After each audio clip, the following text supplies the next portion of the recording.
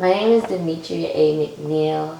I am a native of Charleston. I am a HBCU graduate, and I am a lover and servant of people at the end of the day. Growing up in Charleston is kind of a heavy topic for me. I feel like being that how Charleston was cultivated off of our ancestors' backs, like that right there is very deep. So it's growing up in Charleston, it's something to be very proud of. I grew to be very proud of that. Not until I left for college, 2 hours away, where I learned more of the outside people, their perspective on Charleston. That made me grow more pride, even more. Yeah, I'm from Charleston. I'm not from Jamaica, like Right. as I'm doing pageantry, being told, maybe dial down your dialect, your accent. I'm like, but this is who I am, But so I grew up to learn to love myself, my people, my community, and I saw see how beautiful Charleston is. So it's like a cultural appreciation. Growing up in Charleston, that's what it means to me. I know growing up, I've always been a leader. I even in the neighborhoods, growing up in underserved communities, always having a group of little girls always with me, mentoring, or let me be your big sister. I would literally have like 3 to 5 girls with me, like on a weekly basis and stuff like that. So just from that, growing up from that, very much similar. I still inspire, I still mentor, even people that's older than me, So Charleston inspired me just to be a stronger leader overall. Don't be ashamed of where I come from, no matter how ruthless it is. Take pride in it. I prayed about it really hard. It piqued my interest, but I feel like deep down I would try to bury that. Like, I'm gonna wait, give myself excuses. I'm young. I can wait till my 30s. Politics, I don't like politics. I'm not red or blue. I'm independent. I'm, definitely, giving Black Panther vibes, right? But all in all, we deserve true, genuine leadership. And we also deserve leadership that from a person who is in the community, with the community, a product of the community, wholeheartedly, we need transparency. We need someone who could be the voice of the people, who knows how it feels to live in Section 8 and not be served properly or not be respected because of where your status. Right. That just really inspired me to step up to the plate. We don't have adequate leadership in positions where you have power to make big impact in people's lives. And that really inspired me as well. It's like, well, if ain't nobody really gonna do it truthfully, I might as well at least attempt to. District 3 is special to me because it's so many people that live here today that help mold District 3. Like literally the people makes up the community, and I feel like District 3 is a perfect example of that. I feel like it's very special because it's also the heart of Charleston, North Charleston, So it's very much a beautiful place. It's growing, and just a proud place to be. Very historic as well. Cultural, historic, inspirational, from the non-luxurious communities within the community to the luxurious communities. We have all that in one, and I think that makes us very powerful as District 3. And we have people that really love the city of North Charleston. My mom, of course, she was born with sickle cell, so she was fighting this battle long before me and my twin sister came, which was also a miracle for her to have us at 27 years old with sickle cell is a miracle. My mom is the epitome of strength. Like, her being in a hospital every other month, all throughout, me growing up, showed me like somebody who, she's in pain, but she's still making it happen. Making no excuse, doing whatever she needs to do to provide for her children. For a long time, I didn't even know we were living in like Section 8 because of how nice my mom would have, how nice she made us feel in the inside. Home always was home, never was raggedy or anything, So, my mom, gosh, like, I moved back home 2022 from out of Columbia, South Carolina, to take care of my mom. I became her everything, caregiver, power of attorney, nurse, therapist, all of that. And I feel like that was my ultimate test to help shape me to become a mom as well, because my mom was like going backwards. I had to feed her, I had to pick her up and change her, bathe her every single day. It was so hard, and I want to say that was the hardest thing in my life, next to me having a baby naturally, at home as well. So my mom is a big inspiration, big motivation as well, still to this day, rest her soul. She literally rests in peace. Woke up one morning to check on her and do our daily routine, and she was literally sleeping on her side. And me and my twin sister reclined in bed with her, and we reverted back to being babies. We stayed with her until someone came. All in all, I say that to shed light on how it is not, it never will be easy. When you have to take care of a loved one, not even just a parent, in that type of state. My mom taught me how to love unconditionally. She taught me how to, I think my mom is actually the example of what leadership, my first example of what leadership is, and how to be a servant of people. How I overly give and overly love people. Get that from my mom. Always opening doors.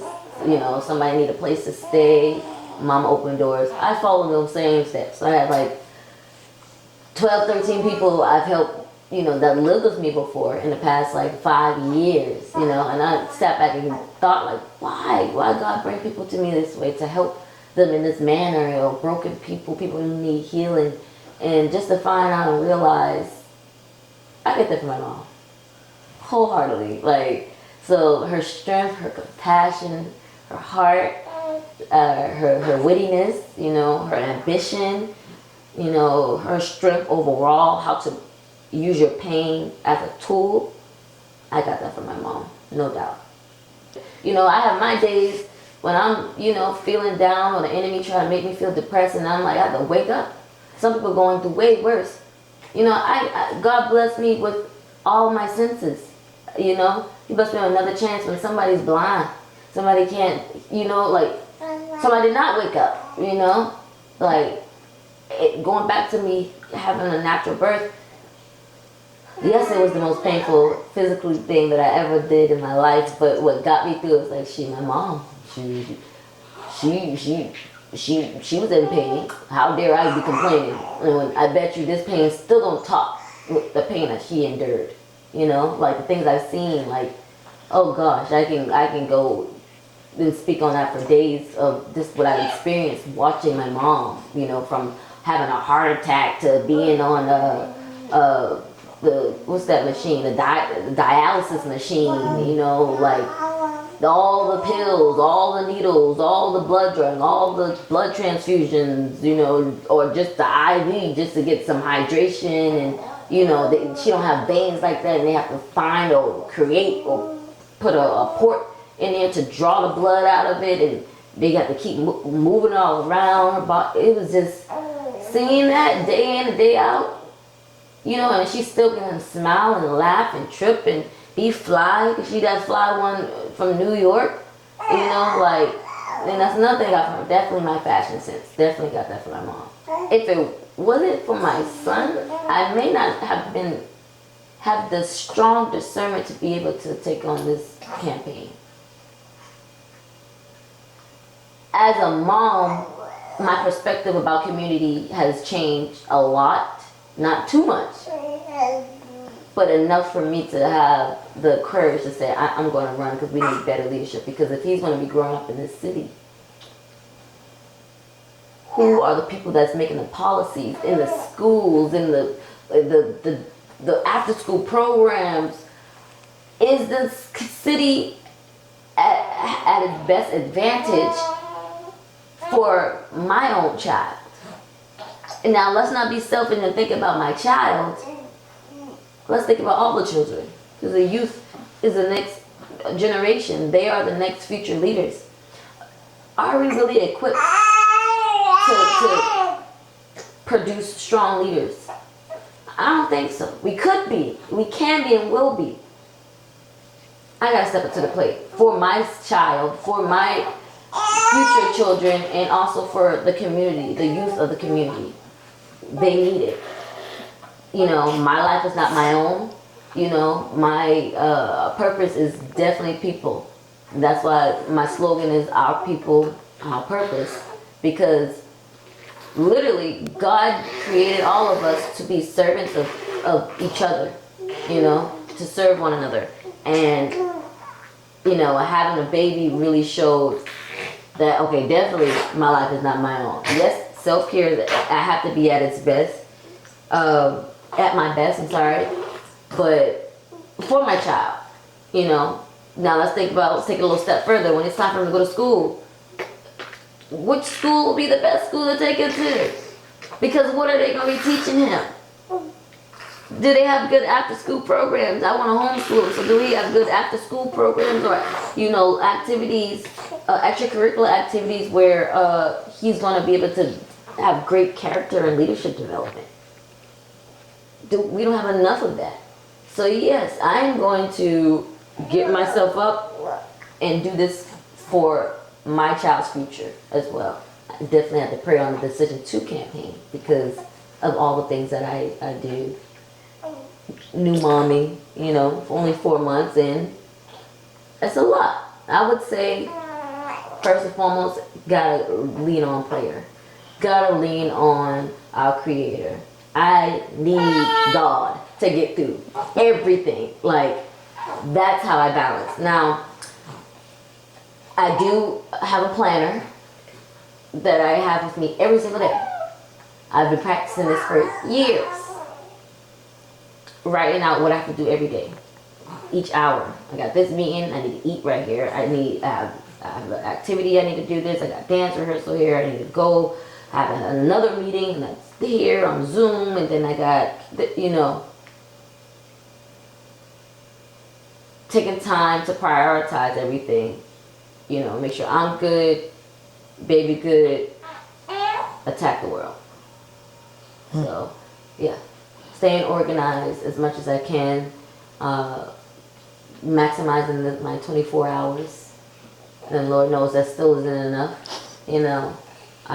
That's a big reason how I stay balanced, like, and staying around other level-headed people. So if I get off track, somebody can snatch you back, you know, my peers, you know, you are who you hang around. So definitely that's how I stay balanced. Going back to God as my foundation, being obedient, listening to those instructions, not knowing what I should do. Should I create a nonprofit? Should it be an LLC? You know, going through that stage. But back 2020, January 28th, 2020, my old drama teacher, I was sitting behind the desk at a 9 to 5. My drama teacher from elementary school and then also high school, she was in a hospital for a heart surgery. She messaged me on Facebook a photo of me on stage with some of my kindergarten class. That sparked it. Literally after that, I kept having visions and dreams. Like, I always thought of creating like a tribe, a community of individuals who are not only like-minded, like-spirited, but also have the same heart posture. And we need that. We don't have that in South Carolina. We don't have a lot of organizations where You know, everyone can be themselves wholeheartedly, genuinely. We're still a family, but then we could do business together. We could collaborate together. We could be the walking examples of what leadership is. When I knew that we never had anything like that, I knew, okay, this is time. I had this idea. Let's create this nonprofit where we could be the walking leaders of today's society, starting in South Carolina. So I ended up calling about 80 different people, unintentionally. I didn't mean to call literally 80 people, but I kept on thinking about, this person's a great person, this person's a leader, this person was always cool and nice and it's successful right now. Let's see if this person will be down to be a part of the vision to start this organization, which out of 80 people, like 50 people agreed to start it off, and we jump started it. The mission behind my nonprofit is to propel people to their maximum potential. And by doing so, using your craft, creative arts, entrepreneurship, and also leadership development, and creating programs for the youth as well as our elders, being that bridging the gap between the youth and older people is what inspired me to create the organization, as well as what is our mission. We do a lot of performances, community engagement activities, youth mentorship, financial literacy workshops. Our 5 pillars is based around leadership development, exposure to creative arts, community, and I emphasize the unity aspect in the community because that's where we lack in today's society. There's a lot of unity, as well as the advancement of physical, spiritual, and mental health advancement as well, and in financial literacy. The advancement of that, learning the tools and the importance of what financial literacy is, all based around who my organization is. As a leader, what I envision to be able to shape the future of Charleston, greatness. More opportunities for our community, both the youth and even, parents or even seniors. More equal opportunities, more job opportunities, affordable housing. I definitely see me having a lot to do with helping with that area, just based on where I come from, always struggling in that area because of the housing market continuously increasing here tremendously. I also see the art community, Charleston becoming like the new hub, not the big cities, the LAs, the New York, Charleston. I've always saw that, and that's another reason why I created my nonprofit that's based around multi-talented individuals, because we have so many gifted people here, and I want to be a part of the expansion of that. And I definitely see Charleston growing in that manner in the future, for sure. More artists and entertainers and creatives and business owners will be more inclined to want to move here, travel here, or even stay here to build here, and pour into our community rather than just straight up leaving. And nothing wrong with leaving either, but it'll be great for our chosen ones, our leaders and creatives in the community to really pour into the community so we can blossom like the beautiful fruits of trees that we are. Elevate your mindset to understand that your voice has power. Your concerns has power, and you have to voice that to make a difference. And you're doing an injustice if you don't do that.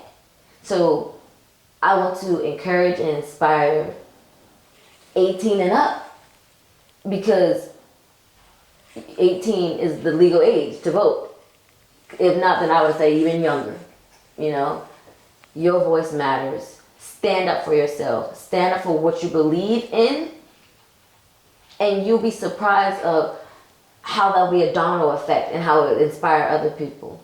Our people, our purpose. That is a real thing. I love that with all my heart, because when we all get together for 1, 2, 3 things that we feel is important, that's where the power lies. You can visit my website. It's Demetria McNeil, the number 4, D3.com.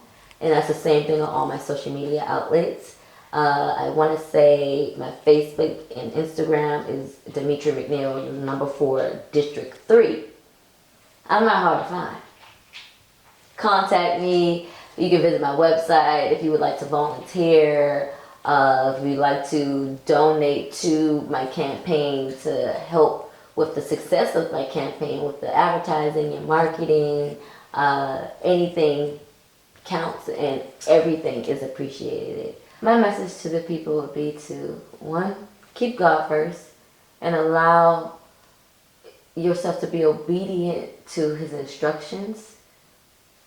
Take my testimony as an inspiration, because I am the epitome of walking by faith. No matter how it may look, or stepping into the field of the unknown, but I'm trusting that He will order my steps. Don't lose hope in what the future can hold. And I want to add that coming from my background, I've been doing this. I gave myself excuses to why I should not even get into politics, because I am not a politician. I am a public servant. This is true. So I must not run from that, right? From the pageantry, the community involvement, the mentorship, teaching dance to all ages, all this time, my leadership roles, God has been preparing my stage this whole time. So I say this to encourage you to take the leap of faith. Don't be afraid to do something new, and don't be afraid to do what your calling is. Also, my last message, use your pain, turn that into power, turn it into purpose. My mom, she was the epitome of showing me what that looks like, and I'll forever be grateful for that. And I pray that that also inspires you as well. Vote for Demetria McNeil for North Charleston City Council, District 3. I am not a politician, but a servant for the people.